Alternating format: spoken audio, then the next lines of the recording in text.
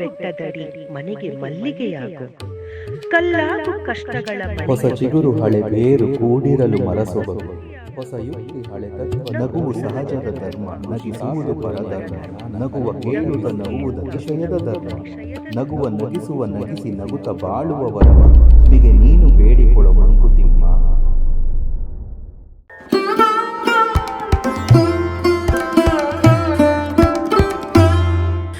ನಮಸ್ಕಾರ ಸ್ನೇಹಿತರೆ, ಗೌರಿ ಶಕ್ಕಿ ಸ್ಟುಡಿಯೋದ ಮಂಕುತಿಮ್ಮನ ಕಗ್ಗ ಸರಣಿಗೆ ಎಲ್ರಿಗೂ ಸ್ವಾಗತ. ನಾನು ಪ್ರಸನ್ನ ಕಾವೇರಪ್ಪ, ರಿಯಲ್ ಎಸ್ಟೇಟ್ ಉದ್ಯಮಿ ಹಾಗೂ DVG ಅವರ ಮಂಕುತಿಮ್ಮನ ಕಗ್ಗದ ಅಭಿಮಾನಿ.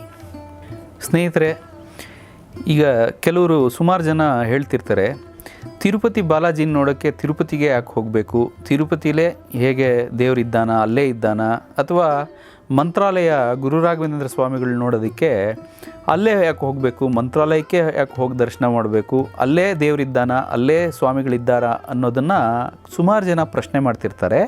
ಜೊತೆಗೆ ದೇವರು ಎಲ್ಲ ಕಡೆ ಇದ್ದಾನೆ ಅಂತ ಎಲ್ಲ ನಂಬಿದ ಮೇಲೆ ಏನಕ್ಕೆ ಅದೇ ಕ್ಷೇತ್ರಗಳಿಗೆ ಹೋಗಿ ಅಲ್ಲೇ ದರ್ಶನ ಮಾಡಬೇಕು ಅನ್ನೋದನ್ನು ಸುಮಾರು ಜನ ಪ್ರಶ್ನೆ ಮಾಡ್ತಿರ್ತಾರೆ. ಇದು ಸಹಜವಾಗಿ ಎಲ್ಲರ ಮನಸ್ಸಲ್ಲಿ ಮೂಡೋ ಪ್ರಶ್ನೆ. ಈ ಥರ ಕ್ಷೇತ್ರಗಳಿಗೆ ಯಾಕೆ ಹೋಗ್ತಾರೆ ಜನ, ಈ ಕ್ಷೇತ್ರಗಳೇ ಯಾಕೆ ಇಷ್ಟು ದೊಡ್ಡ ಕ್ಷೇತ್ರಗಳಾಗಿ ಬೆಳೆದವು ಅನ್ನೋ ಪ್ರಶ್ನೆನ DVG ಏನಾದರೂ ಮಂಕುತಿಮ್ಮನ ಕಗ್ಗದಲ್ಲಿ ಉತ್ತರ ನೀಡಿದಾರಾ ಅಂತ ನೋಡಿದ್ರೆ ಇದೊಂದು ಸೊಗಸಾದ ಕಗ್ಗ ಇದೆ.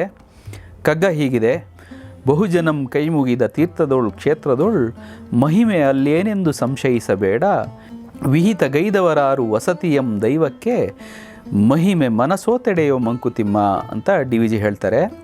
ಕಗ್ಗದ ಅರ್ಥ ಇಷ್ಟೇ: ಬಹುಜನಂ ಕೈ ಮುಗಿದ ತೀರ್ಥದೊಳ್ ಕ್ಷೇತ್ರದೊಳ್ ಮಹಿಮೆ ಅಲ್ಲೇನೆಂದು ಸಂಶಯಿಸಬೇಡ. ಅಂದರೆ ಎಷ್ಟೋ ಜನ, ಸಾವಿರಾರು ಜನ ದಿನ ಹೋಗಿ ಕೈ ಮುಗಿಯುವಂಥ ಕ್ಷೇತ್ರಗಳಲ್ಲಿ ಮಹಿಮೆ ಅಲ್ಲಿ ಏನಿದೆ ಅಂತ ನಾವು ಸಂಶಯಿಸೋದು ಒಳ್ಳೆಯದಲ್ಲ, ಅದು ತಪ್ಪು ಅಂತ ಹೇಳ್ತಾ, ವಿಹಿತ ಗೈದವರಾರು ವಸತಿಯಂ ದೈವಕ್ಕೆ, ಅಂದರೆ ಇಲ್ಲೇ ಇರುವಂಥ ದೇವರಿಗೆ ಯಾರಾದರೂ ಮನೆ ಮಾಡಿಕೊಟ್ಟಿದ್ದಾರಾ, ಮಾಡಿಕೊಟ್ಟಿಲ್ಲ. ವಿಹಿತ ಗೈದವರಾರು ವಸತಿಯಂ ದೈವಕ್ಕೆ ಮಹಿಮೆ ಮನಸೋತಡೆಯೋ ಮಂಕುತಿಮ್ಮ. ಎಲ್ಲೆಲ್ಲಿ ಮಹಿಮೆ ಕಾಣುತ್ತೆ ಅಂದರೆ ಮನುಷ್ಯನ ಮನಸ್ಸು ಯಾವುದ್ಯಾವ ಕ್ಷೇತ್ರಗಳಿಗೆ ಸೋಲುತ್ತೆ, ಅಥವಾ ಯಾವ್ಯಾವ ದೇವರಿಗೆ ಸೋಲುತ್ತೆ, ಅಥವಾ ಯಾವುದಾದ್ರೂ ಮನುಷ್ಯರಿಗೂ ಸೋತಿರ್ಬೋದು ಮನಸ್ಸು. ಎಲ್ಲೆಲ್ಲಿ ಮನಸ್ಸು ಸೋಲುತ್ತೋ ಅಲ್ಲೆಲ್ಲ ಮಹಿಮೆ ತನ್ನಂತಾನೇ ಸೃಷ್ಟಿಯಾಗುತ್ತೆ ಅನ್ನೋದನ್ನು DVG ಇಲ್ಲಿ ಹೇಳಿದ್ದಾರೆ. ಅಂದರೆ ಆ ಕ್ಷೇತ್ರದ ಮಹಿಮೆಗೆ ಆ ದೇವರು ಕಾರಣ ಆದರೂ ಸಹ ಅದು ಮುಖ್ಯವಾಗಿ ಆಗಿರೋದು ಮನುಷ್ಯನ ಮನಸ್ಸಿಂದ, ಅಥವಾ ಮನುಷ್ಯರು ಅಲ್ಲಿ ಹೋಗಿ ಅವ್ರ ಮನಸ್ಸು ಆ ದೇವರಿಗೆ ಆ ಕ್ಷೇತ್ರಕ್ಕೆ ಸೋತಿರೋದ್ರಿಂದ ಅನ್ನೋದನ್ನು DVG ಹೇಳ್ತಾ ಮಹಿಮೆ ಮನಸೋತೆಡೆಯೋ ಅಂತಾರೆ. ಮಹಿಮೆ ನಿಮಗೆ ಎಲ್ಲೆಲ್ಲಿ ಕಾಣುತ್ತೆ ಅಂದರೆ ನಿಮ್ಮ ಮನಸ್ಸು ಎಲ್ಲೆಲ್ಲಿ ಸೋಲುತ್ತೆ ಅಲ್ಲಿ ಎಲ್ಲ ಕಡೆ ಮಹಿಮೆ ನಿಮಗೆ ಕಾಣಿಸೋಕ್ಕೆ ಶುರುವಾಗುತ್ತೆ ಅನ್ನೋದನ್ನು DVG ಇಲ್ಲಿ ಹೇಳ್ತಾರೆ. ಸೊ ದೇವರ ಶಕ್ತಿಯ ಜೊತೆಗೆ ಮನುಷ್ಯನ ಭಕ್ತಿಯ ಶಕ್ತಿಯೂ ಸೇರಿ ಅಲ್ಲಿ ಆ ಕ್ಷೇತ್ರಗಳು ಅಷ್ಟೆಲ್ಲ ಪವರ್ಫುಲ್ಲಾಗಿ ಬೆಳೆದಿದ್ದಾವೆ.